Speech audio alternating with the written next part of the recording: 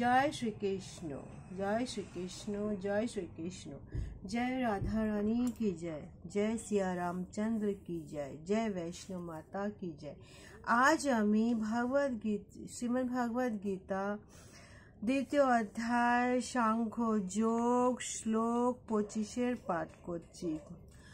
अव्यक्तः अयम् अचिन्तः अयम् अविकार्यः अयम् उच्यतः तस्मात् एवं विदितः एनं न अनुशोचितुम् अर्हसि। অনুবাদ। এখানে শ্রীকৃষ্ণ অর্জুনকে বলছেন, এই আত্মা ইন্দ্রিয়ের অগোচর, এই আত্মা চিন্তার অতীত, এই আত্মা অপরিবর্তনীয়, এই আত্মা যাকে শাস্ত্রে বলা হয়, এখানে শাস্ত্রের উক্ত। অতএব এই সনাতন স্বরূপ অবগত দেহের জন্য তোমার শোক করা উচিত না। এখানে শ্রীকৃষ্ণ অর্জুনকে বলছে, অর্জুন তুমি কেন শোক করছো?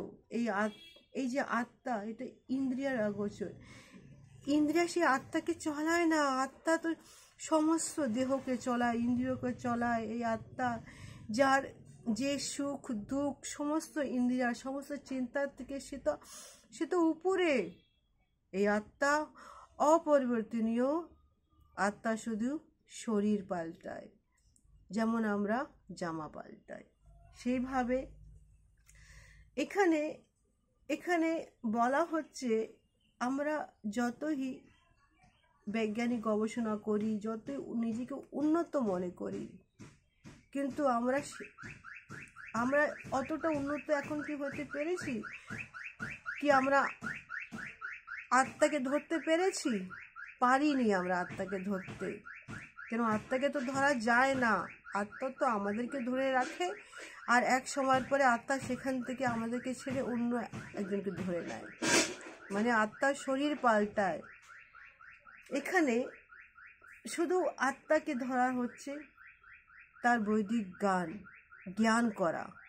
এখানে শ্রীকৃষ্ণ অর্জুনকে বলছে, অর্জুন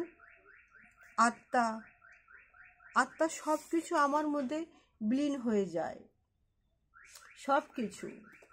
সেই অন্ধকারের রাজা তো আমি। যেখানে আত্মারা আসে, নিজের সময় কাটিয়ে আমার কাছে আসে, আমি ওদেরকে আবার অন্য জায়গায় পাঠাই, অন্য শরীরে দিয়ে দিই। আমি সব কিছু অর্জুন, আমি ছাড়া যে আর কিছু নেই।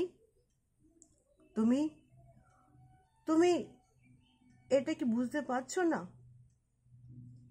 বেদে বলা হয়েছে আত্মা হচ্ছে চৈতন্য, আত্মা থেকেই সমস্ত চেতনার প্রকাশ হয়। সেই সত্যকে আমরা অনায়াসে উপলব্ধি করতে পারি যে আত্মা শরীর পাল্টায়, আত্মা নিজের রূপ পাল্টায়, কিন্তু আত্মা যে ভগবানের চরণে থেকে যায়, সেই অন্ধকারে চলে যায়, আবার সেই অন্ধকার থেকে আবার সেই প্রকাশে আসে, একটা শরীর নেয়, আর একটা শরীর চলে যায়।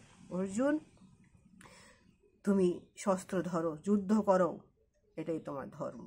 জয় শ্রীকৃষ্ণ, জয় শ্রীকৃষ্ণ। আগামী ব্লগে 8টি শ্লোক নিয়ে আসবো। জয় শ্রী।